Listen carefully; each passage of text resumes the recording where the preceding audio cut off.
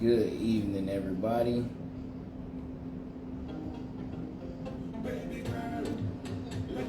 Good evening. Give you a second to get on. Listen, been having technical difficulties as an audio-visual technician. Just having all kinds of stuff just happening. Soon as I'm about to get on the streaming software, my software start acting crazy. Just 2 minutes before we was about to go live. So we're gonna use the traditional Facebook Live. Unfortunately, there was things that I wanted to show you on the streaming software, but I'm not able to show them to you right now. But with that being said, welcome to Friday Night with Pineapple. But welcome to the Royal Blossom podcast, where we bring visionaries together to bring people with purpose. This is an educational podcast, also to have some fun and do some things to change the community.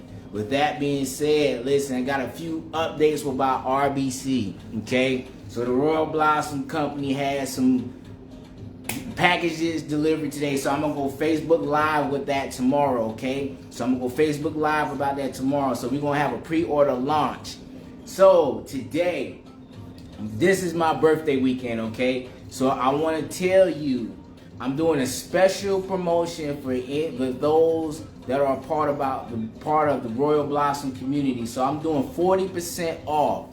Promo code November 3rd, okay? So it's Scorpio season, okay? So you want to go ahead and get your order in www.royalblossomcommunity.com or the old school website www.rightbrandclothing.com, okay? So let me go ahead and show you a few products that we got.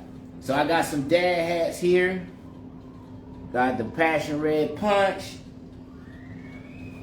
Got the Lady Sam right here with fuchsia. You got the Rasta Caribbean based rhythm white. And you got the green leaf, okay? So we got a few different dad hats here. We just got some new bucket hats in too. Some of them were restocked as of today. So I just want to let you know you can go ahead and get all this merchandise. Okay, 40% off. Promo code November 3rd. NOV3. Okay? So you want to go ahead and put that at your code at checkout. Alright? So with that being said, man, so you know, stuff happens. This is what we do as audio-visual technicians. We adjust. We just adapt to what's happening because we've been playing with the software. The software just acting funny. So my audio was acting funny on my tablet, which was ridiculous. I have never seen this. This is a new software that we're using. Now the software want to act funny because we know we about to deliver these nuggets and we're going to celebrate. So with that being said, so let me go ahead and introduce this guest. So this guy, I've known him for about 5 years. Amazing guy, family man, entrepreneur. He has a strong will to see people succeed. He does a lot of things in his community. He's changing the audio-visual technician world, just putting together many projects. We're going to be discussing these different topics, okay? So with that being said, I would like to invite Mr. Jason Dansby. I'm going to go ahead and invite him on here. Let me see. Let me go ahead and invite this man on here. Okay. Let me see. We're gonna have some.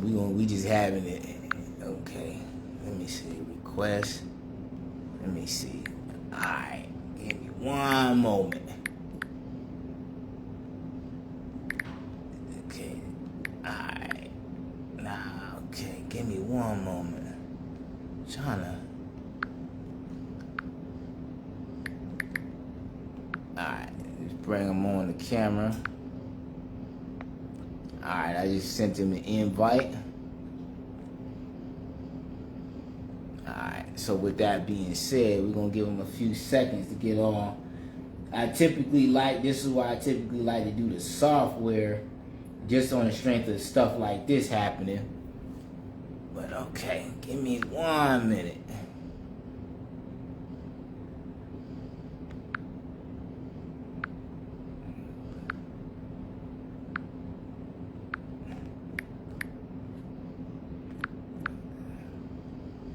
Okay, give me 1 second.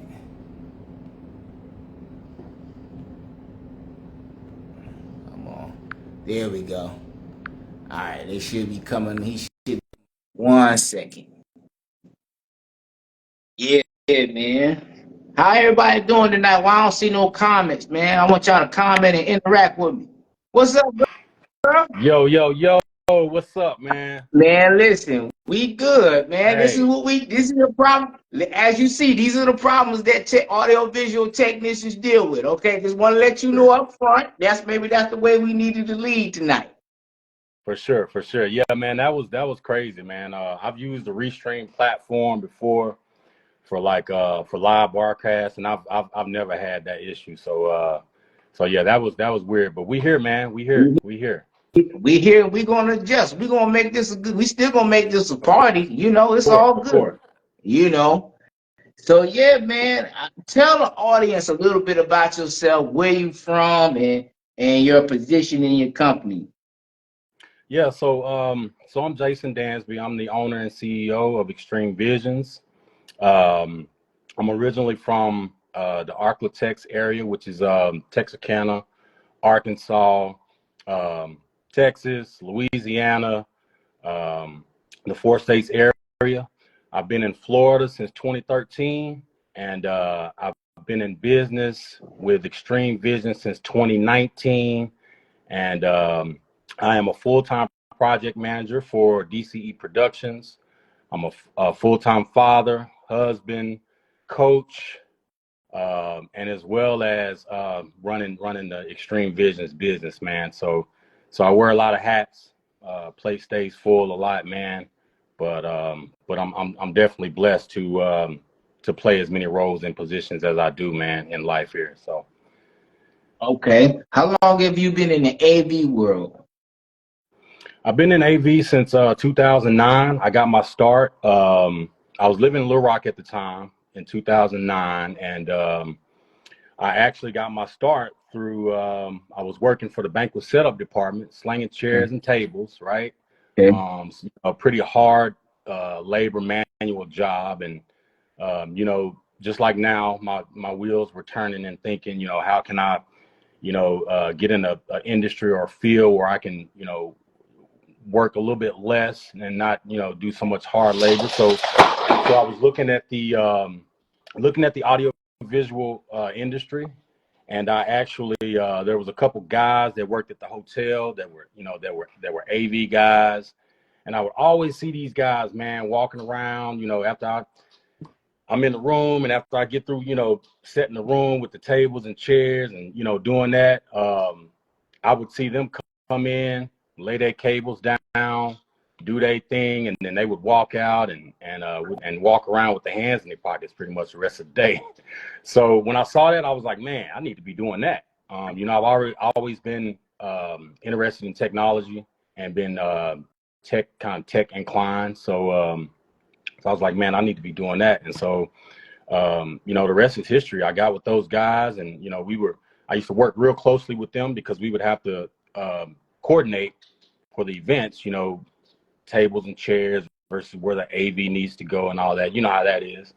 And so they actually the one, they put in a good word for me and with the director, and the rest is history, man. And that was at the Peabody in 2009 in Little Rock, Arkansas.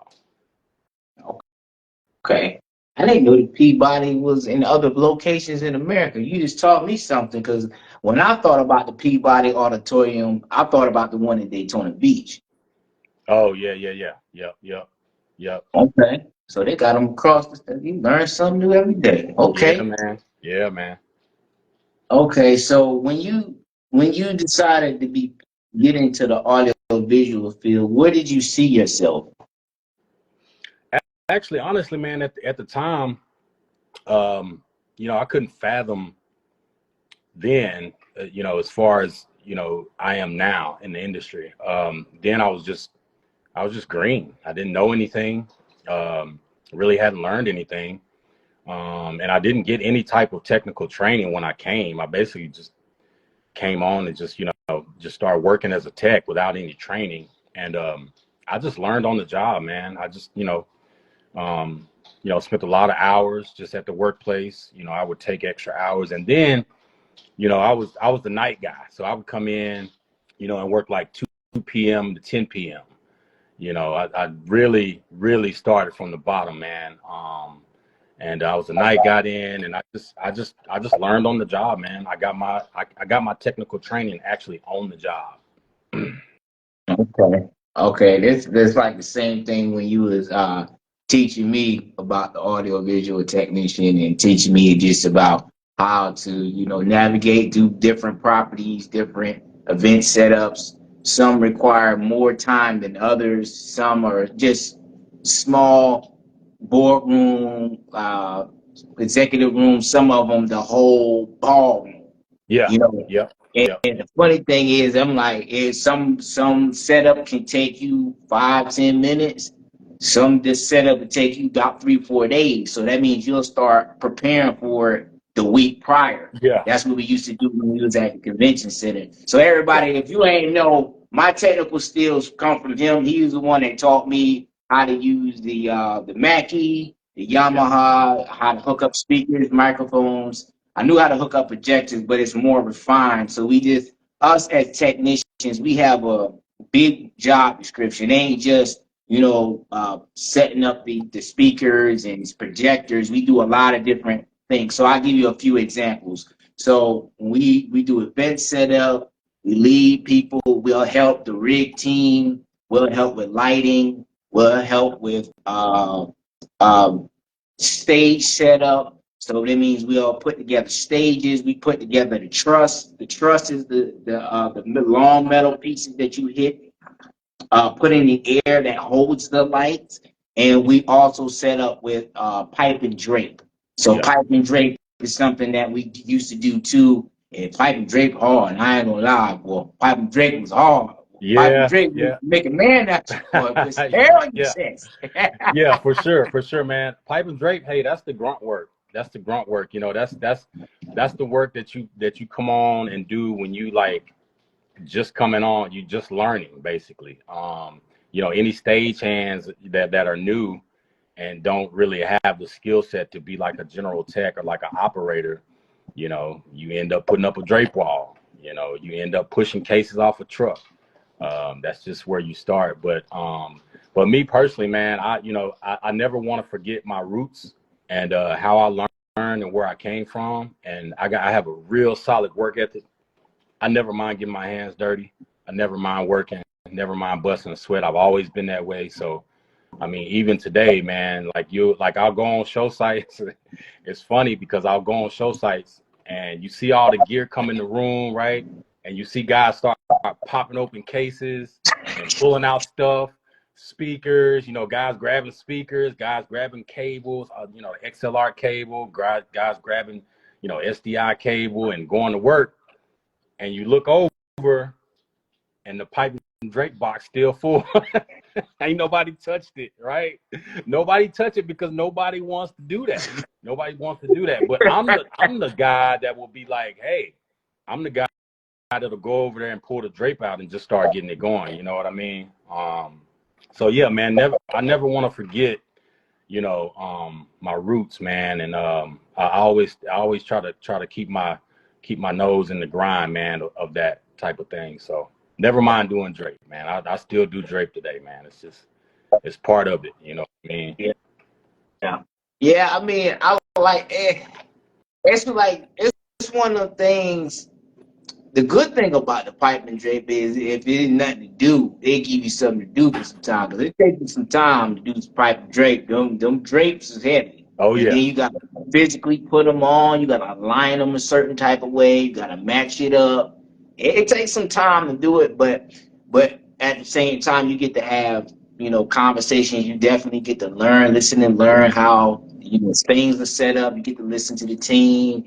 You Yep. just get to see things from another point of view, which is Yep. pretty good too. Yep. So, but besides the strenuous part of it, but you still get a good experience from it. Oh yeah, for sure. For sure. I mean, you can build a good solid work ethic.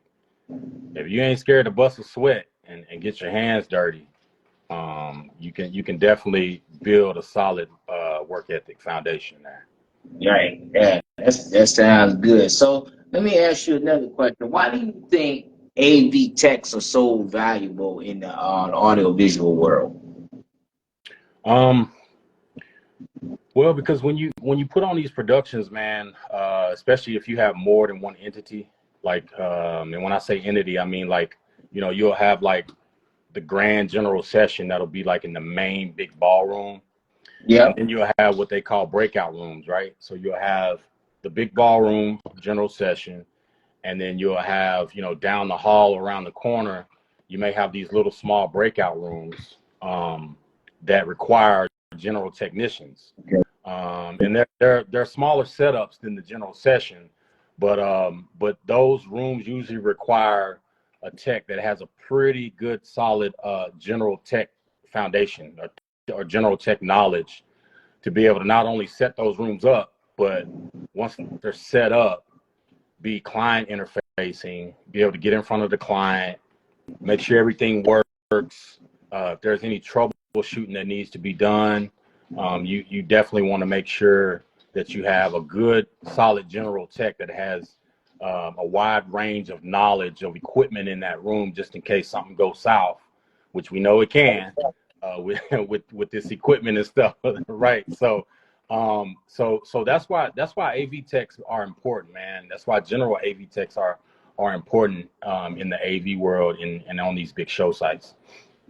Yeah, yeah, it's true because it'd be so many of us. Like when we used to do things at the convention center, it'd be like 30, 40 of us. Yeah, That's just yeah, on the AV side. We ain't even start talking about the other teams that are in there. So when we have it, the audio visual, it's just not the text. It's people that specialize in different things. So for yeah, example, yeah, you have people that specialize in lighting. So they'll set the lighting on the table. We have knowledge of that, but it's even more detailed than that. So with the LEDs and the cords are different. yeah, So for example, you have the brain. The brain is something that you put on the stage, and it connects all the lighting, the yeah, colors, the flow of the colors, the timing behind it, the flashing, and like the different chords. So for that one, it's a mix of LXR chords and a mix of DMX chords, depending on what you're doing with the lighting. So you have also people that's putting together the truss and people who's hooking everything up on the truss. You have the rig team, so yeah, they on forklifts, they on scissor lifts. yeah, We ain't touching that. yeah, That's just that. That's where the dangerous part yeah, come in. So them guys, they do that, and then you have the guys that's also the floaters that's always on the floor too. You got the project managers like yourself, and then you have you got other people that freelance too. So you yeah, got a videography team. You got people who specialize in video for projection, 4K, 8K. I think it's 9K if I'm not mistaken. There's specific types of projection screens that are like really huge that they hook on the truss, and they specialize in just making sure that presentation goes through yeah, well. And then they have people that specialize in the Mackie and the Yamaha and the mixer. So yeah, that's where we come in. We mainly work on the mixer, the microphone. We do sound checks. Definitely technical difficulties definitely do happen during these oh yeah, presentations. That's yeah, why we're so essential because we'll go fix. It could be just something that's a quick fix. Most of the time, it's just something small, but just in case they have any questions, or for example, like when we had like this issue that we had, like if something goes wrong, computer, tablet, we just go, okay, this has happened. We'll troubleshoot it for like 5, 10 minutes. If not, we'll switch everything out and bring a whole bunch of new equipment in. yeah. Yeah, and that's what it's about, man. Being technically inclined and knowing how to deal with the technology and the equipment, man.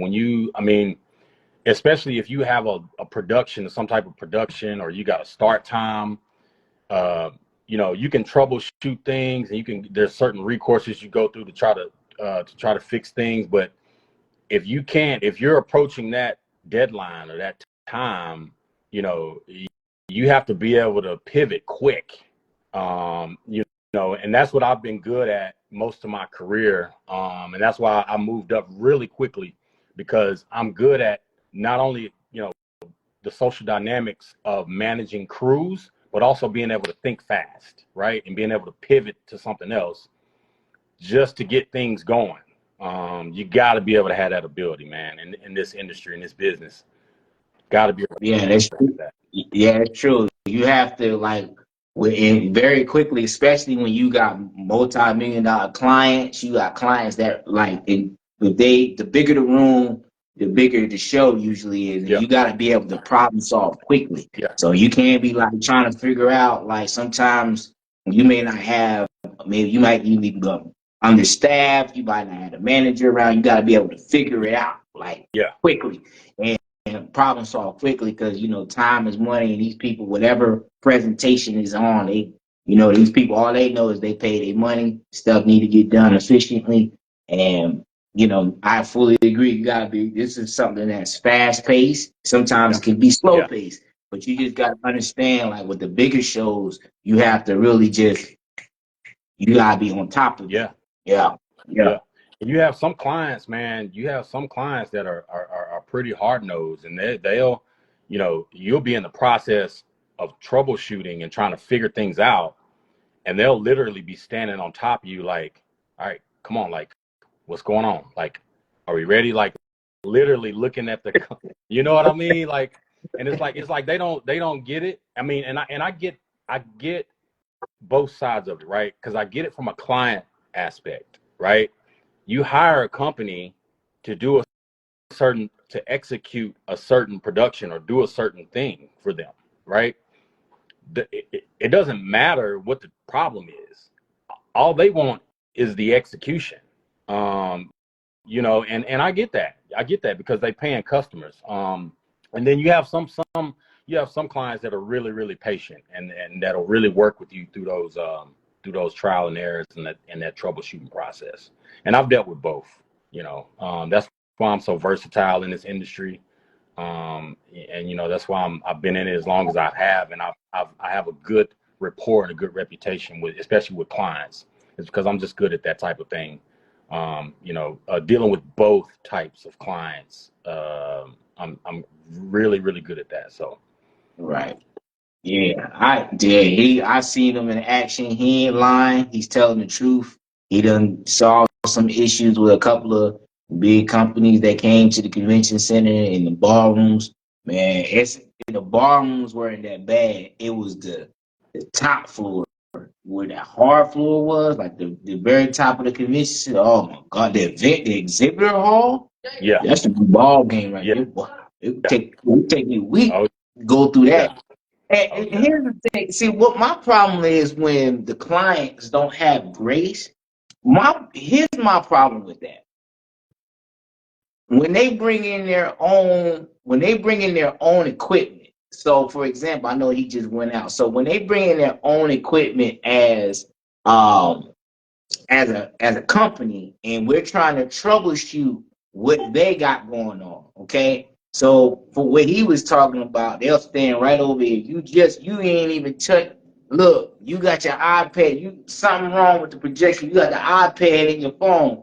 You ain't touch it but for 30 seconds. Are you done? You finished? Are you finished? Are you done? And you finished? He ain't lying. I've seen it happen. I'm like, well, part of the problem is you're not using our equipment. We're using your equipment. We're trying to troubleshoot it effectively to where we're not breaking anything or to where something is not happening. We just don't know. Sometimes it takes a couple of minutes to troubleshoot. Sometimes it's something simple. Sometimes it's something that is easy to fix. But it's all about your perception. Sometimes people don't have perception on how to adjust, being patient. Some clients are just not patient. So when you trying to do this, I'm like, every moment I gotta stop and try to explain the troubleshooting. yeah, You taking more time for me trying to fix the problem and resolve your problem in a prompt manner, but you keep asking me and I gotta stop, attend to you because about customer service. right, Then I gotta go back every 2 minutes. I gotta continuously stop. It's all about your mindset and how you perceive. That's what I would say about that, and I fully agree because I've seen Jason deal with this.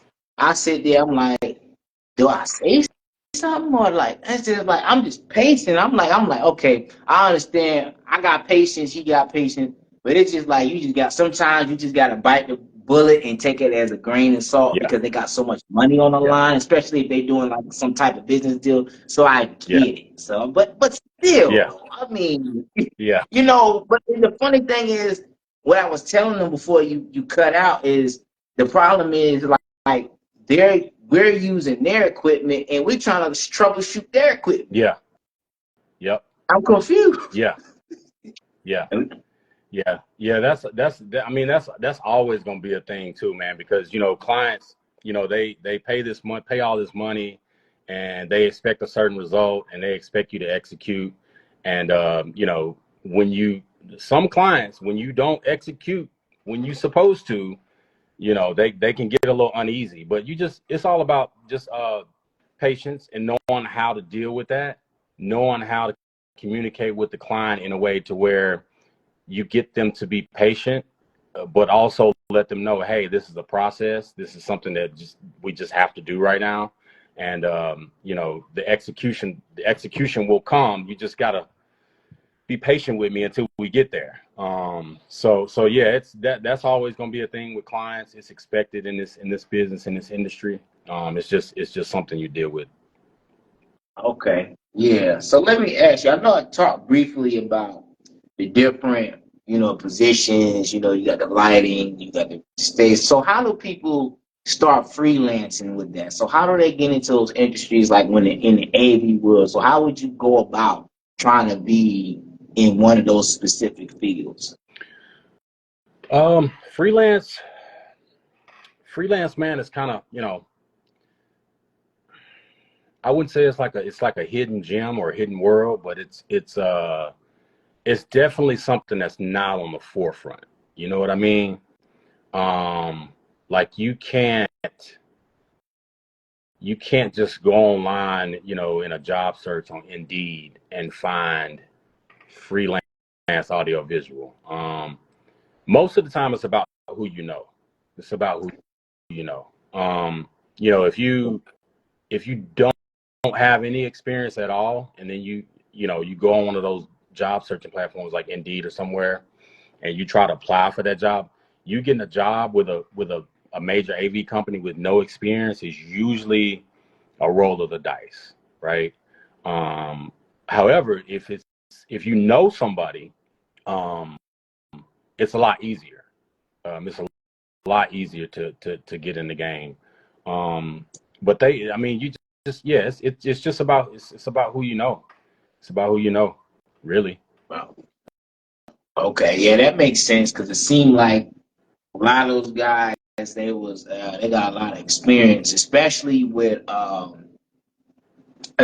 like in the lighting, like you gotta really tap into that. Like you gotta have like experience, and you probably have to work on several different projects to get into that. Because I remember like Encore was doing that at one point, and then the pandemic shut everything Yeah, down, and everything has been different since. So yeah, what I was thinking about that when you go into the freelance world is about building up. You probably have to start off with like something small and then work your way up over time.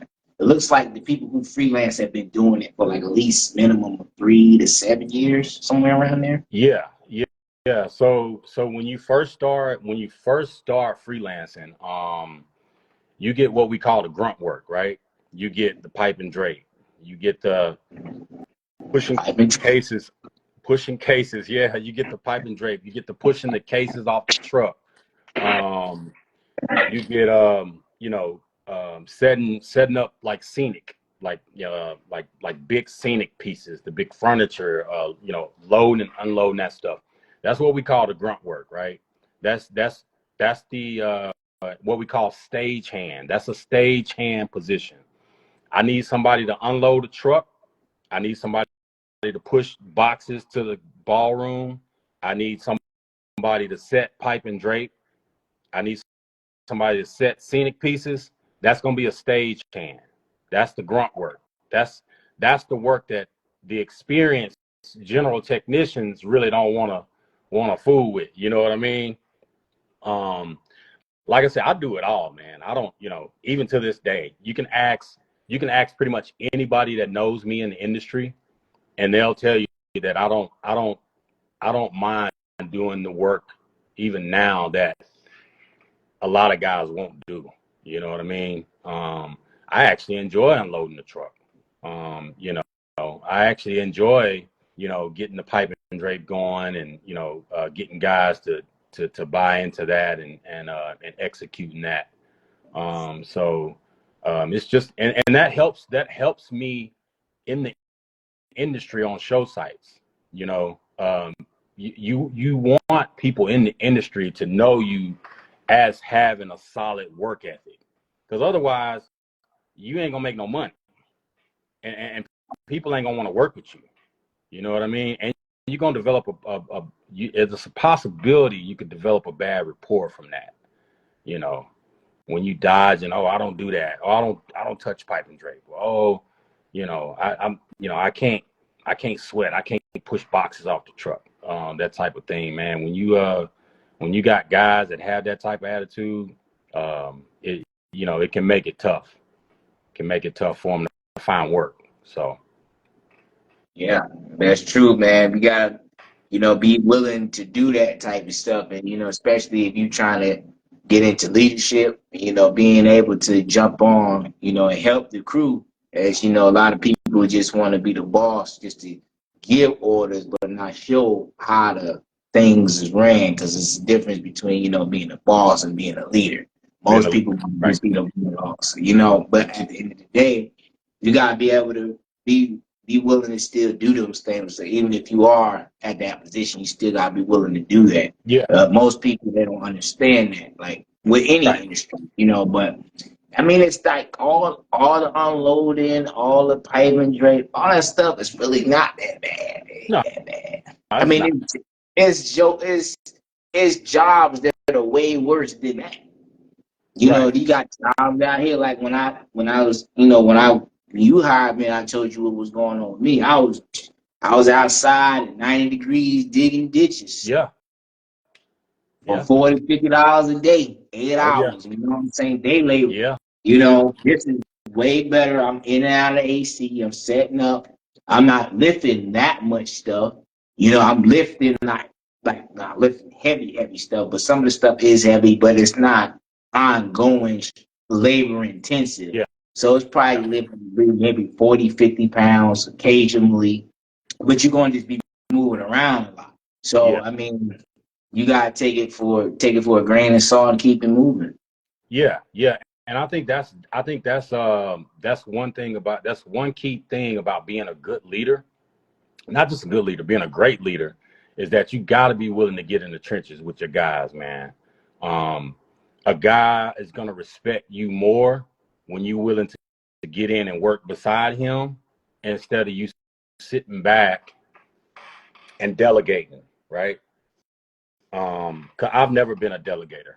Um, Never been a delegator. I like I said, that's just part of me. That's my personality. I got good work ethic. I like using my hands. And so I never mind getting in the trenches and working with my guys, man. And also that, from a leader standpoint, that sets the tone, right? That sets the tone. Just like at the convention center, I was the production supervisor. I was in charge over the whole over the whole building, over all the AV in the building. But man, I would still get out there and unload a truck. I would still get out there and push cases to the room. Because sometimes that's what it takes to get the momentum of the execution going. You know what I mean? If the guys sit around and see the supervisor pushing boxes, that's going to motivate them even more to work and get things going and execute the task. So I never mind doing that, man. That's always been my MO, always been part of my personality, man. It's just, I call it just leading by example. You know what I mean? Yep. Yep. Definitely. It's true. It is true. Mm, mm. I'm gonna ask you another question. Where do you see your career in AV going in the next few years? Well, I just actually took on a new role with my full time. the production company that I work for now, full time, DCE Productions. I just took on a tech support role at the big major hospital here in Tampa. So I basically deal with all the top level administration staff at TGH, down from the CEO to the president, to everybody, all the admin staff under them. I provide tech support for that part or that department of the hospital. So right now I'm just getting my feet on the ground there.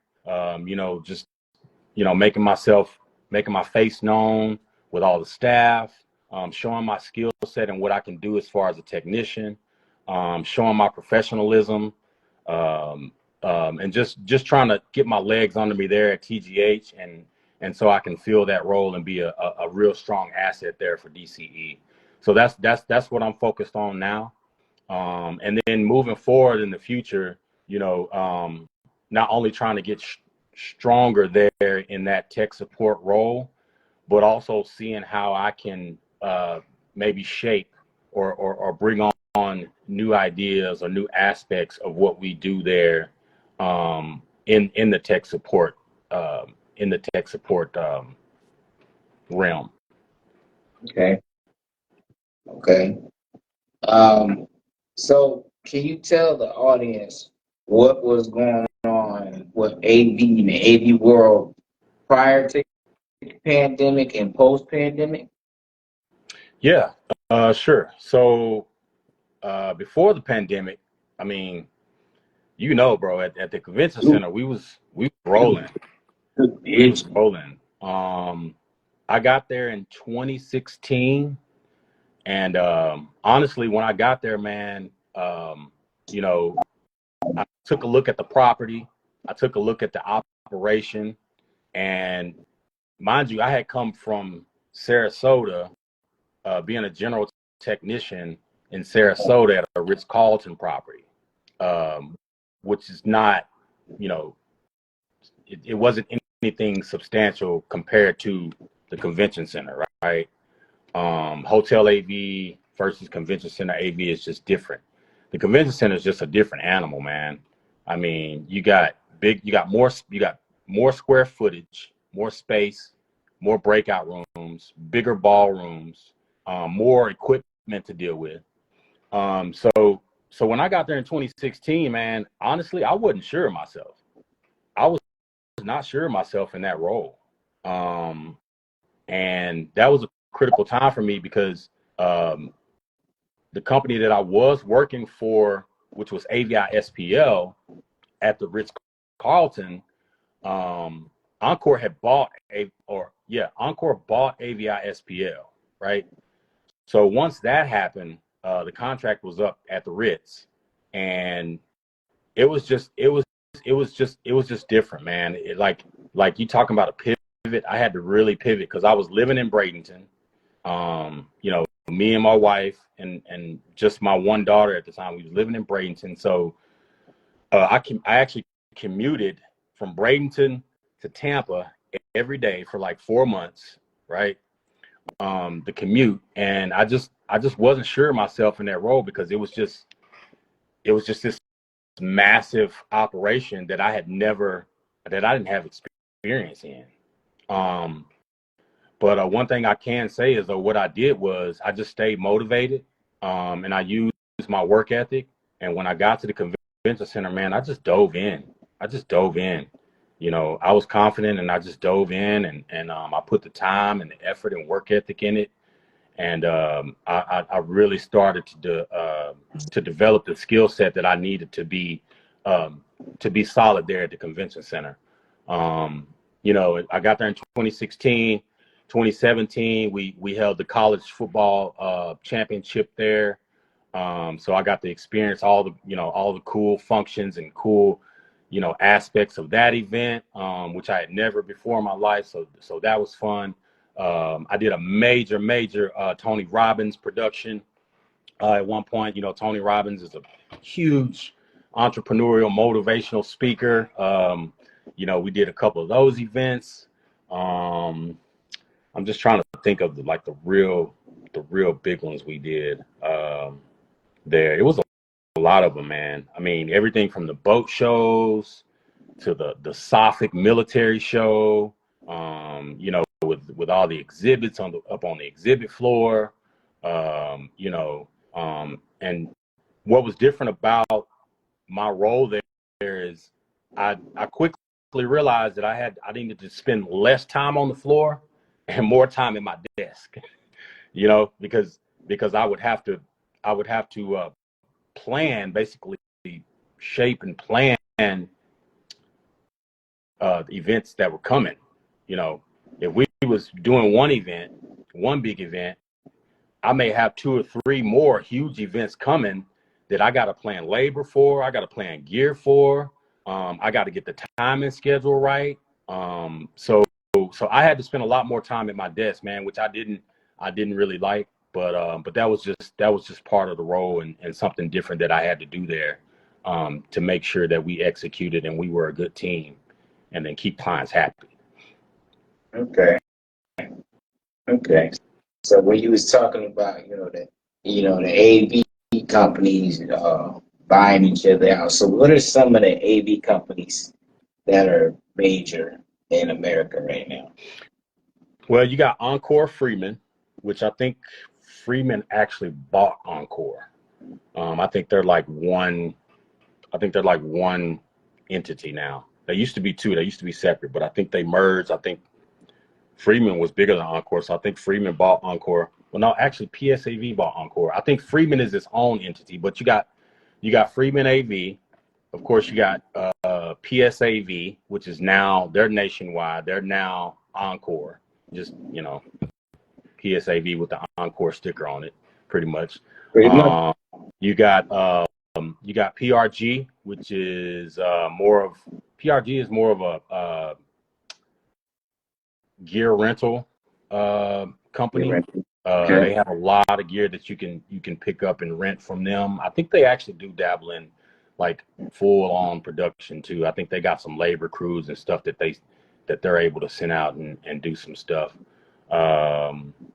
What's another one? AVSS is another big one. And then there's a few companies that are just Florida based too, that do a lot in the Florida region. Actually DCE, we do a lot of out of state business.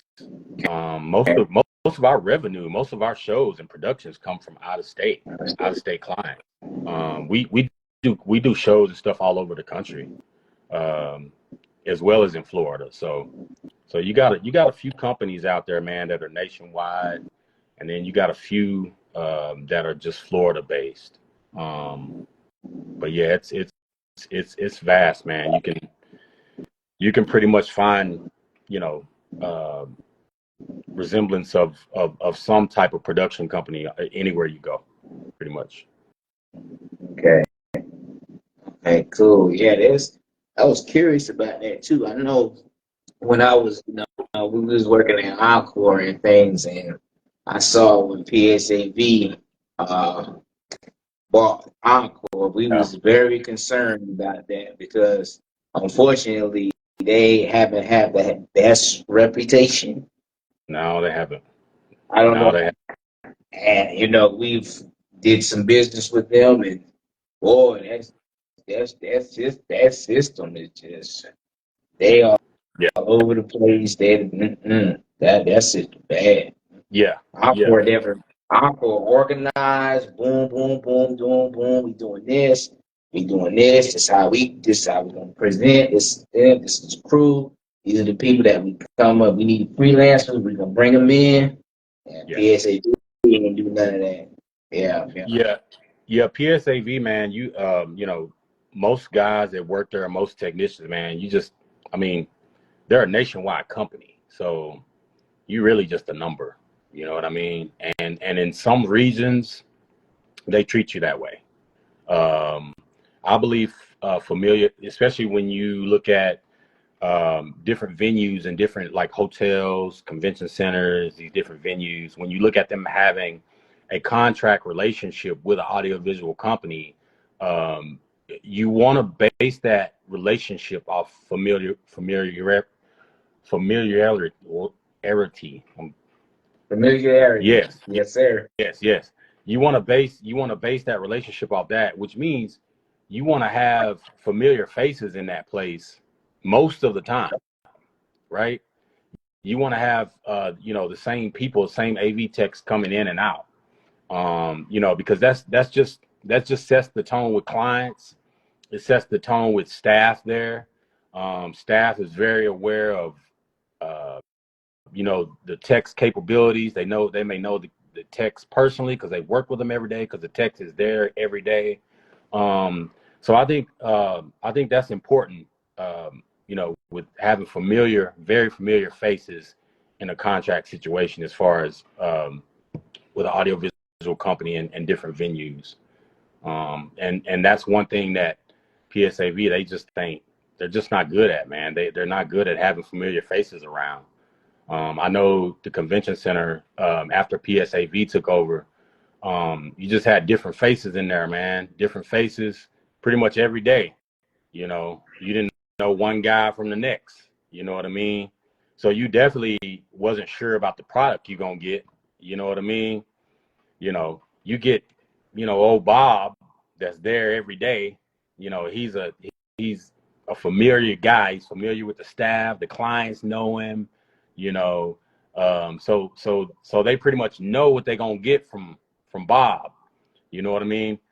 Then you get Dave come in, you know, and Dave don't know the type of tone and the type of customer service and the type of product that Bob been putting out. So Dave just gonna come in like it's just another work day. He don't care. He gonna hook up stuff and throw them cables in the corner. He ain't gonna try to, make them presentable or nothing. And so the clients notice that type of stuff, man. They notice that type of stuff, and I just think that it just puts it just creates a bad aura, a bad aura, and it's bad for business when you get so many people, so many techs going in and out like that. Yeah, it's true because like when we was working at the convention center and when we came back, everybody that we was working with got scattered throughout like Florida. They got scattered. Like the guys we used to work with freelance, we never really seen them again after the pandemic. We never saw them since 2020. At least I haven't saw them. I don't know about you, but we haven't really see them anymore after that. And it's about consistency. Like Yeah, when you come into like, especially if you have a replete clientele, they yeah, know the person, they know the dress, they know what to set up. They don't even gotta give you a sheet. This is what we gotta do. If there's any changes, they'll let you know. This is the turnaround time, on how long it's gonna take us to do this, and this. They know it's gonna take us, our crew, the original crew, to take us a day to set up the ballroom, or it'd take us maybe a couple of days to set up the exhibitor hall. yeah, But like go back to what you said, if you got people floating in and out, coming from different properties, the staff has got a high turnover yeah, rate. You don't know what you're gonna get. You might have Edison cables all over the place, not taped down. People trip and yeah, fall. The truss not secure. The yeah, lighting is not secure. It's everything just out of whack. The mixer, the audio mixers are not working. The speakers haven't been sound tested. You yeah, just when you got the same crew, you know what they're gonna do. This is the expectation. They've been trained to understand the client's needs. People that are just now coming in most likely are not gonna do that. yeah, yeah. Yeah, and you mentioned post pandemic. I kind of hit on how things were rolling and how we were executing before the pandemic. We had a pretty good run there. We had a great crew, a bunch of great people, good technicians, good solid technicians. But yeah, like you said, man, post pandemic, I mean, yeah, it was tough, man, because a lot of guys lost work. You know what I mean? Myself included. I was furloughed for a year and a half. You know, pretty much, out of the industry for a year and a half. And that was because there wasn't no shows happening. There wasn't no shows happening. You know, I'll never forget that day when my director came in my office. I remember it vaguely, man. I was sitting at my desk, and the director came in, and he was like, "Man, lost another event. You know, this client canceled." And then the next day, it was the same thing. Oh, well, this big event, we had every event canceled from March all the way through the summer. So everything we had on the books was gone. We lost. Until finally we had to shut the doors. My director was like, "Listen, man, you know, you guys got to go home." You know, and that was a hard reality to face. You know, and guys, yeah, like you said, you know, a lot of guys, man, lost a lot of work. And I've seen a few of the guys since then. A couple of the guys I still talk to this day. But yeah, man, that was I had never seen anything happen like that before in my life, for stuff just to stop like that. That was crazy. And I was thinking, I was like, man, it's gonna be like 2-3 weeks tops, and we're gonna be back rolling. You know what I'm saying? I was like, man, this thing gonna be like 2 weeks. I'll be at the house for like 2 weeks, and then, you know, this thing will blow over, and we'll be right back at work. Man, I didn't go back to work. I got furloughed in March of 2020. I didn't officially go back to work full time until June of 2022. So almost 21. Yeah, so almost 2 years.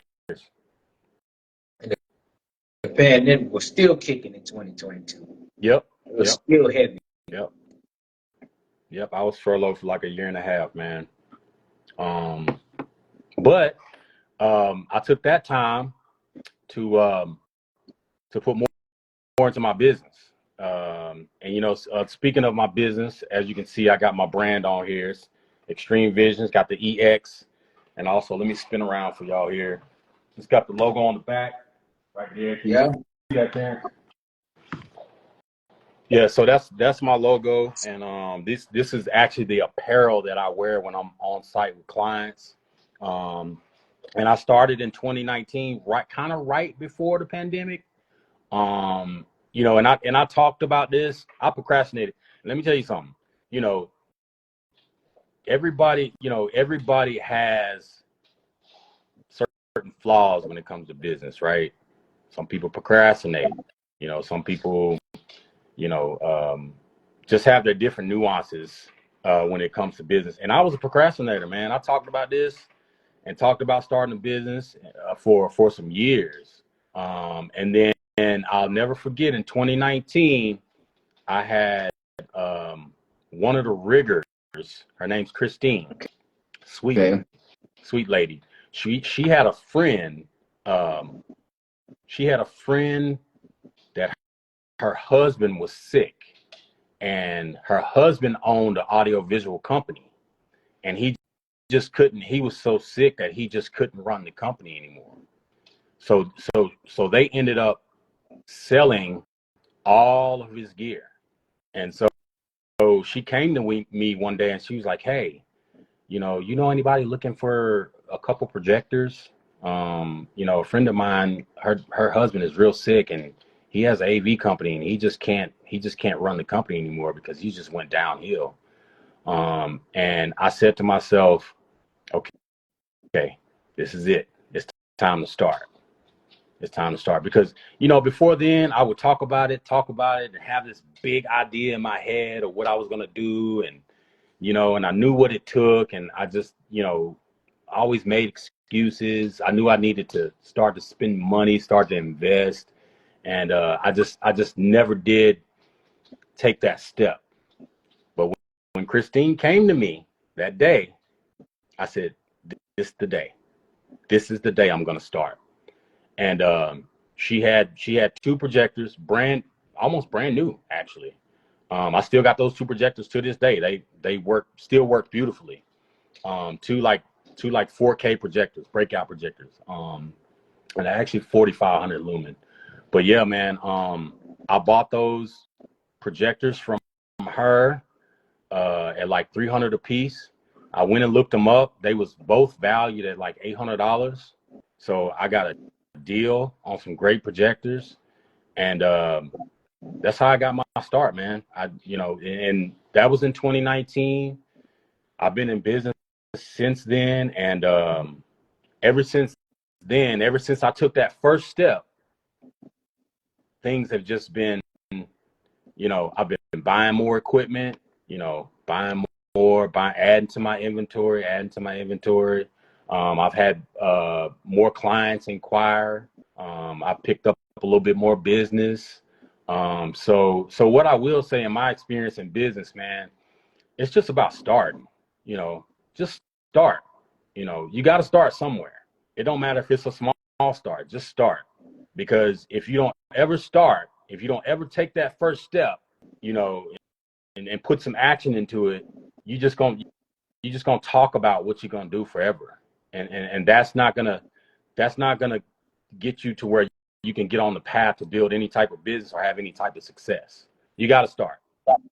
And so that's what I did to get the ball rolling for me. I bought those projectors, man, and it's been ever since then. It's just been building and building and building.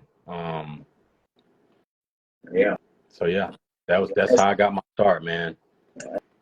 That's a good, testimony to share with people, and I hope everybody's getting some takeaways from this about, about procrastination and understanding vision and purpose. Yeah. That's one of the biggest components of my clothing brand, but also a big component of Royal Blossom Podcast to, bring like-minded people together, have people share their point of view, their testimony, understanding different industries and where to start, what's the ins and outs, what people deal with, what struggles and trials they go through. So that's real good stuff, because like a lot of guests come on here and they tell us, different things about procrastination and about, things that they are faced, and I do it tomorrow. But if you come at it from a spiritual perspective, like, if this is in your spirit and understanding that, God put this in your heart to do, you can do it better than even the bigger AV companies, and you just know what to do. You just gotta get in the position. You understood the assignment in that position too when that message. And we got some equipment. Yeah. We got some equipment. Yeah. Because we are like audience. I'm gonna tell you something. This equipment, speakers are thousands of dollars. Projectors are starting at 5-6K. Starting. Microphones are a couple $100. The cables are cost effective, but everything else you need to set up an event costs money. I think probably you need to start up an AV company. You probably need a good 200, 300,000 just to start. Yeah. Like, yeah. If you want to build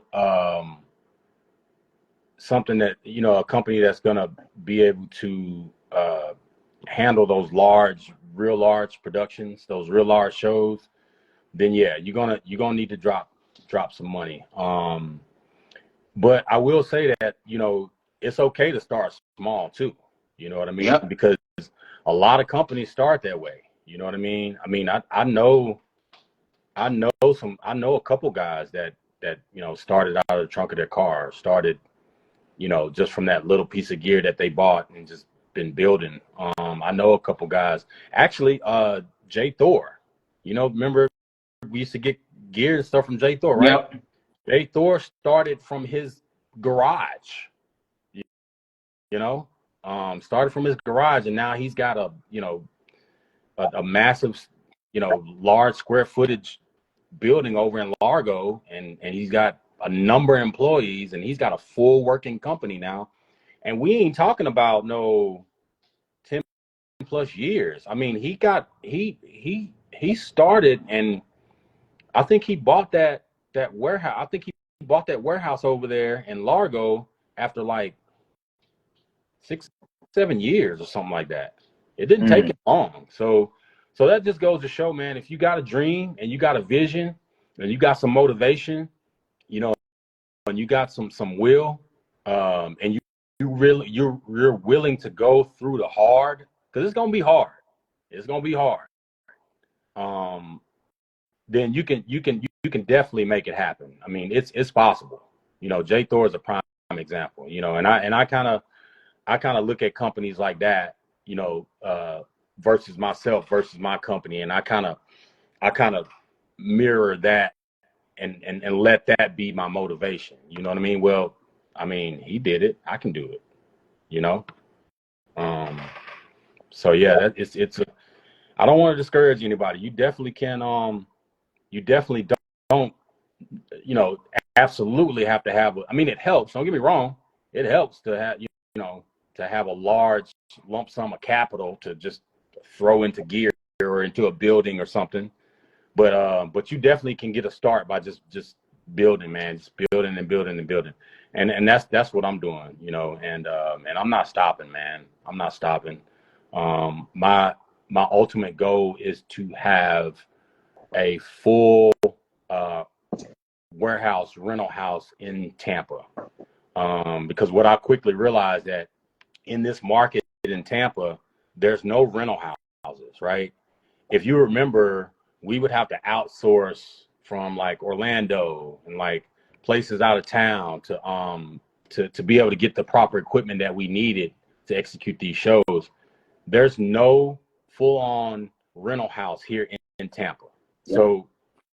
So that's kind of what I'm working towards. You know, I'd rather not dabble in production, you know, a whole lot. Once I have an established company with a property, with a warehouse, with, you know, employees, you know, and just to try to keep my labor margins down.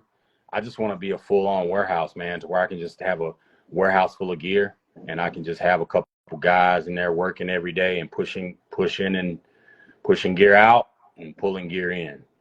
So that's my goal. That's what I'm working towards. But I understand that with me having to start where I'm starting, I got to start somewhere. So if I need to start in, you know, in production and getting clients that I may have to take on some productions first starting out, then that's fine. I'm willing to do that, because that's gonna eventually get me the capital I need to buy that warehouse and to buy that large piece of gear that you was talking about, to, you know, to buy the line array sound system and the 20K laser projectors. You know, taking on production shows early in my business career is going to get me to that point. So that's kind of where I'm at right now. I'm just trying to build that clientele and build that rapport in production. Okay. I mean, that's good. That's good stuff too, man. That's yeah, man. Just keep on doing what you're doing. Stay on the right path. You know, keep God first. Yeah. Start reading some books, man. I'm gonna recommend a book for you. Hold on, I just came in the mail. Right. You know what? I'm gonna recommend two. Since I got these two, I want you to read these two. So this one, Your Next 5 Moves. Okay. Okay. So this basically talks about, you know, strategy, clarity, growth tactics, skills, and insight. And it just basically talks about, you know, how you can get yourself into the next level. Okay. So, you know, you start planning ahead for, you know, what's next to come for Extreme Visions. Like, what are the next couple of things that I need to get? I'm here, but what is the next 5 steps that I need to do to take to get to the next level, to where I can get to like PSAV level or Encore level? What can I do to start going statewide, nationwide, and worldwide? Yeah. Yeah. Yeah. Yeah, The I'll next definitely one, look that one up, man. Definitely. you got this one, The Diary of a CEO. So we both CEO of companies. So you want to get this as well. Get this book as well. This will change your life. And, to get some things like that. There's another book I want to give you to a bonus called Start with Why by Simon Sinek. Start with Why by Simon Sinek. So basically, anytime that I'm talking to everybody. So basically, when you get started with a business, a vision, a purpose, or any type of skill set or hobby or anything like that, it all goes back to why you're doing it. So anytime you get Yeah. discouraged, you feel like you want to quit, because there's times in your business, if you don't feel like you want to quit, you ain't doing the right business. Because there's be Yeah. times you be like, nah, I'm about to go back in corporate America, get me a job, get me some security.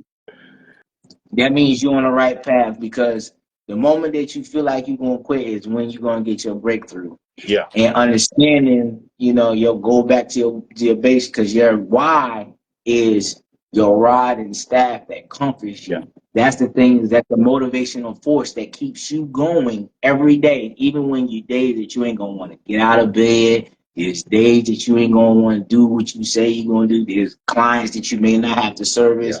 You might have difficult clients, but they're high paying clients at the same time. But understanding that you reading certain, just working on yourself, staying around positive people with a positive mental attitude, Yeah. staying connected with God, just constantly working on yourself, all that stuff will just fall into place. And understanding the type of people that you're looking for in your organization, because Yeah. Albert Einstein also said this: there are four types of people that you can have in your business. You can have low maintenance, low value; high maintenance, low value; high maintenance, high value; low maintenance, high value. So you want to at least look for two of those, meaning that you want to look for the person that was low maintenance, low value, because you can transfer them into high value, and low maintenance, high value. Okay, so that person that you don't ever have to really question, you can just give them instructions. They know what to do. They can easily problem solve. And you don't want the high maintenance, low value, or high maintenance, high value, because high maintenance, high value, they produce a lot of the same things that a person with low maintenance, high value does. But the difference is they expend more energy from you. Yeah. It takes a lot more to get stuff out of. They get stuff done, but they also deplete you just as much. So you don't Yeah. want those type of people. Same thing with high maintenance, low value. Somebody, it takes a lot to maintain this person, but they're not producing Right. anything. You know what I'm saying? You can't do nothing with those two. The other two you can work with and grow and expand those things like that. So yeah, that's some things that you can take away for your business, when to keep you going. These two books, those three books, and then the Albert Einstein. Yeah, absolutely, man. And I think those are definitely good tools, man. And I appreciate you sharing that insight, because I look at you with the clothing brand, and I kind of follow you on Facebook, and we reach out and kind of talk every now and then, and I'm just like, man, that what Terrence does with that clothing brand has to be like it's a lift. So many different. I know there's so many different entities and so many different aspects of the clothing industry that you have to handle and maintain, and like you said, man, you got to have some good people around you and have a good team of people that you can trust to execute things. So yeah, man, shout out to you and everything you do for your clothing brand. You keep me inspired as well. I think it's an amazing brand. I love a lot of stuff that you put out. I got my shorts. I ain't wore them yet, but I got them. The whole summer it's been so hot. I ain't even wear no shorts I yet. know, man. I need to get in those shorts, man. I'll definitely be getting in those shorts, man. Definitely come summertime. But yeah, man, it's great to, like I said, just kind of share and this communion with another entrepreneur, like myself and you, and really learn, because I'm all about that, right? So, you know, I've been in business since 2019, and I feel like I'm still learning. I'm still learning. Like, you never stop. It's not going to be perfect. It's not going to be perfect. You're going to make mistakes. I've made mistakes. I've made mistakes. And there's been times where I feel like I wasn't at my best. But regardless of that, I still have faith. I still have faith, not only in my higher power and the spiritual strength and understanding that I need to prosper, but I also have my faith in my goal and where I'm headed with my business. You got to keep that faith, because once that depletes, you're going to be stagnant. You're going to face a roadblock, right? And by God's grace, I haven't faced that roadblock yet, because I've kept my faith strong in my higher power, you know, and get me through those mental times, and those, you know, like you said, like the times when you're like, man, this is a lot. I don't feel like doing this. Those moments, I definitely have those moments. You're gonna have your hard days, but like I said, I've kept my faith, my spiritual faith strong. I've kept my faith in where I would like to go in my path, in my business, and where I would like to be 5-10 years from now. So I haven't faced that roadblock yet, to where I've just become stagnant. Now you have other roadblocks, like you know, finances is a thing. You know what I'm saying? Like, there'll be moments when you can, you know, you can throw money into the business, and you can add more capital, and you can buy more product, and you can do certain things and move a little bit. And then there's going to be times where you can't, you know, especially in this economy that we in now. But you can't let let that discourage you either. You just got to keep it moving, man. I just say one foot in front of the other. Always one foot in front of the other. And put in action. And long as you continue to do that, you're gonna prosper. You're gonna prosper. Yep, it's true, man. And just staying focused and understanding the vision, understanding the assignment, Yep. and you know, just staying inspired. You know, just stuff happens. You know, and share testimony. You know, when we met, you know, I was at one of the lowest points of my life. You Yeah. know, I mean, Yeah. you know, I was coming out of a real bad situation, and you know, I just needed, you know, to get out of my situation. You know, took a faith, you know, took a chance on me, you know, and you helped me out and been a blessing to me. You know, that's why I say, you know, I want you to, you know, pay it forward. You know, you helped me put myself together. You know, Yeah. you kept me level headed as well throughout my trial, because it was difficult. You know, it was real difficult. You know, I just came out of that cluster. Everybody on that may not know my story, but you can go back to YouTube. My story is on Yeah. there, talking about from my homelessness and how I lost everything, and just had to lost my mind, and I just had to put myself back together. You know, just being able to give people a chance. You know, that's, as an entrepreneur, I always wanted to, you know, give people a fair opportunity. You know, Yeah. give people opportunity, and one of the things you always told me, you know, when we was talking, when I got the job at the convention center, he said, "Man, I feel like it's my duty as a black man to help another black man get to the next level, to help him out, you know, get me to this Absolutely. level." And that always stuck with me, and I always greatly appreciate that, you know, especially at the job and at Encore, and you know, when we was working together, you know, we're gonna do some more business in the future, and understanding, you know, purpose, you know, because that situation, you know, you could have went with somebody that was more experienced and better, you know, Yeah. but you know, I wanted to learn the industry too. Yeah. And it's blessed me, you know, it's blessed this podcast. This podcast is here because of it, you know, the AV technology, the knowledge that I gotten from this, and it's just been pretty good from there. But before we go, I mean, there's a couple of comments in here. It's a Yeah, little man. different because it's a little bit different because I know how to do it like this, but I've gotten accustomed to the, you know, the streaming Yeah. platforms and stuff. Yeah. So Denise asked, how much training?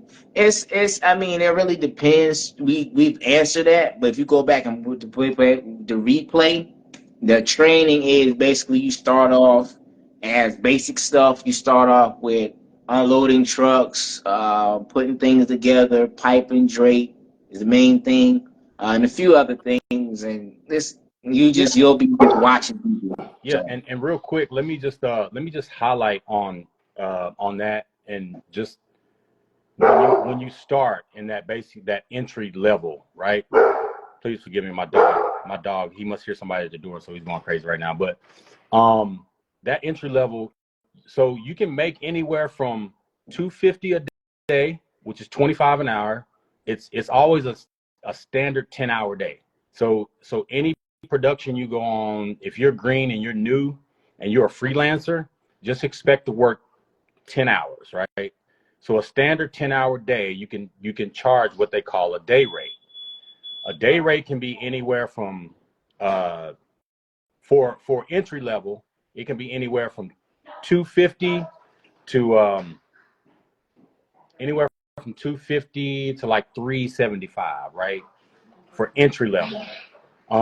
You can start entry level with that price range of pay, which, I mean, you get up to 375, man. That's $37, 37.50 an hour. I mean, and you might be just pushing cases off a truck, or you might be setting up some pipe and drape, you know. So the industry is very lucrative in that aspect, man. And then once you get some years under your belt and you get some experience, it's only up from there, right? There's so many roles that you can fill. So you can go from a basic entry level stagehand that's setting pipe and drape, that's loading and unloading the truck, that's setting scenic pieces. That's basically like just doing the grunt work, right? You can start there at 250 to 375 depending on the company. But then as you get more experience and as you start to learn more on these job sites, you start to kind of mature into what they call a general AV tech. Now, general AV tech, you start making anywhere from 375 to 400, right? So now you a year, 2 years in the game, you making 300 to 400 a day for just coming in doing general tech work. You might be just wrapping cable. You might be helping set up a breakout room and then just assisting with that breakout room with the clients. You know what I mean? But you making 300 to 400 a day doing that. You get a show where you got a 5 to 7 day run, you getting paid 375 a day. I mean, do that math in a week, right? So it's very lucrative, and then it's only up from there. From there you go to like specialized operator. When you start getting into that stuff, man, you talking about 400 to $800 a day. You yeah, know, and then they have, like I said, they have several different roles. You can go on a show site for like a breakout lead. Breakout lead, you can make anywhere from 400 to 600 a day. When you get people that have a little bit more experience, and when you can fill those type of roles, that's when you start really, really making some real money. Man, I know guys that just do strictly freelance full time, and they making 80 to 100 a year, 80K to 100 a year. Now, granted, you work a lot, you know, but the good thing is you're able to pick your off days. You know, you able to, you basically make your own schedule. You can look at what you offered. A company might call you and say, hey, I need you for 5 to 7 days at 400 a day. For some people, they work that 5 to 7 days at 400 a day. They done made their month. You really can kick back and say, you know what? I'm gonna just chill for the rest of the month. Take another 2-week run the next month. It just depends on how much money you want to make. You know what I mean? yeah, Now, some guys I know go hard. They go balls to the wall, and they working 25 days out the month. them the guys that's making the 80K to 100K a year. He lying too. I mean, I don't prefer to work like that, but guys do it. You know what I mean? And that's just because, you know, I don't prefer to work like that just because I have other stuff going. Like I said, you know, in my profile, I'm a dad, I'm a business owner, I'm a coach, so I have to have time for all these other things too. So I prefer not to work like that, but you do have guys that work like that, man, and make pretty good money doing it. So Yep. Yes, sir. but that's Well, pretty much the basis of, you know, the freelance world and what you can make, and you know, with the experience that you build, the amount of money you can possibly make. okay. All right. That sounds good, man. Before we close out, man, tell everybody how to find you if they need some AV equipment. Well, They need a vent setup. Well, a lot of people find me through my Facebook page. A lot of people contact me through email. If you need to contact me through email, it's jdansby82@gmail.com. You can also look me up on LinkedIn. My profile is just Jason Dansby at LinkedIn. You know, you can reach out to me personally, DM. You know, I'm not too picky about how I take on business. So you know, just reach out, email, DM through Facebook, LinkedIn. I haven't set up a business website yet. That's one of those, again, you know, that's one of those areas where I'm procrastinating. Definitely need to do that. And that's something that'll be coming in the next year, 2025. I will be more relevant online, and having a site set up to where you can go. I'll have the different services listed, and you know, what I offer and things like that listed on the website. So look out for that. And also, before we go, I just wanted to mention my most valued customer. And this is the first customer that actually gave me my shot, right? This is the first customer that said yes to Extreme Visions back in 2019.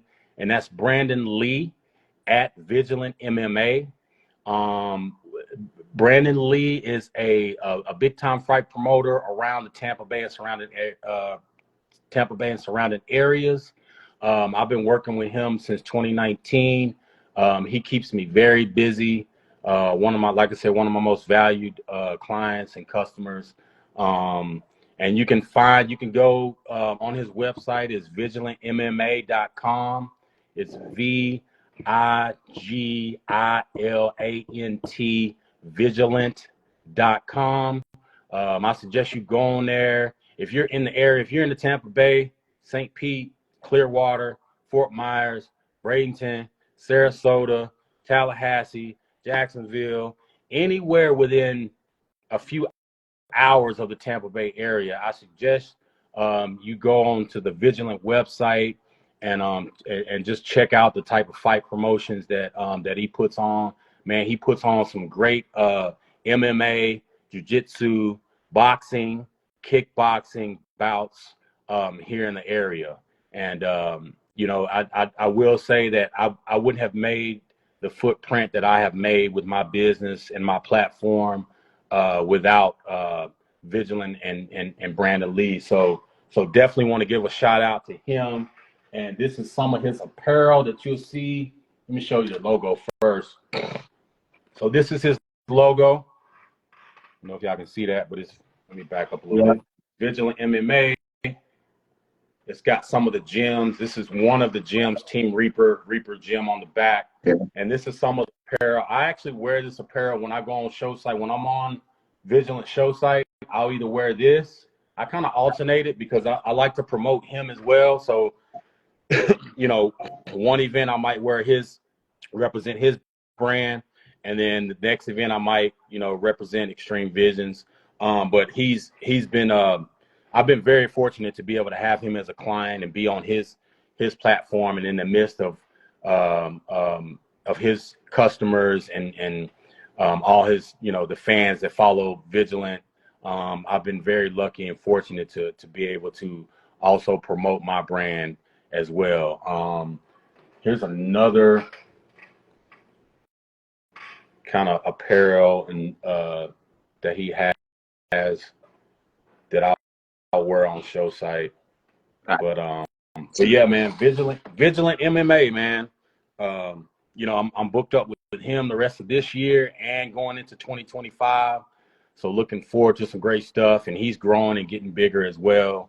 So yeah, it's been a blessing to have him as a client, man. I couldn't end this live business promotion or this live podcast without mentioning and giving a shout out to him here. Yes, sir. Man, we appreciate it. Till next Thursday, we're going to also have phenomenal guests. You know, the Royal Blossom Podcast, the Thursday night with Pineapple. I also got a new canvas. That has some new scenery on here, but you couldn't see it because the phone got it. Yeah, man, we gotta get that restream together, man. We gotta see what's going on there, because that's just yeah. But you know what? That's how it happens. That's really how it happens. Come showtime, something just goes haywire, just goes left, and then you got to pivot. So I It's think we all did good. a I'm I gonna think keep we did a that great link, by job the of pivoting today. You know, way. we got the message out. We dropped a few gems, so I think it's mission accomplished, man. And I just want to thank you for bringing me on and having me. It's a blessing as well to be able to be in front of your audience and your people and be able to promote myself and my business and what I do. It's a blessing, man. So thank you, Terrence, and thank the Royal Blossom brand for having Extreme Visions come on and discuss tonight. Absolutely, no problem, man. Till next week, we'll talk soon. Also, I'm gonna give another shout out to Jason, yeah, because we also did some technical work at my church too. So Yes. we hooked it up. So Yes. we hooked that thing up. Yes. Well, we hooked it up. And also, before I go, I have a few friends back home in the Arklatex, Texarkana area that have businesses as well. A few of them I follow, and a few of them I'm kind of familiar with, and a few of them I'm not. One of them is Unique Auto Sales. That's my family. Adrian Dansby, like my brother, man. He's got the auto sales business going in Texarkana. So if you're watching and you live in Texarkana or you even close in the Arklatex area, man, go holler at Adrian Dansby. There's also another branch of that. My cousin Joseph Garrison is also kind of intertwined as a co-owner or co-business as well. So you can reach out to them on Facebook. It's Adrian Dansby or Joseph Garrison and Unique Auto Sales. So definitely reach out to them. And also I want to mention Keisha with the Keys, who is a realtor. Keisha is my classmate. I've been following her, and she's very inspiring as well. She's been inspiring me, and just watching her journey and everything she does in the realtor industry, in the housing market, and doing her thing with selling homes and things of that nature. So big major shout out to her. If you're in the Arklatex area, Keisha with the Keys, Keisha Willingham, reach out to her if you're looking for a home or looking for a property. Arkansas, Texas. I think she operates in both areas. So yeah, man. So yeah. All right, we'll see you later. Holla back. All right, later. Later.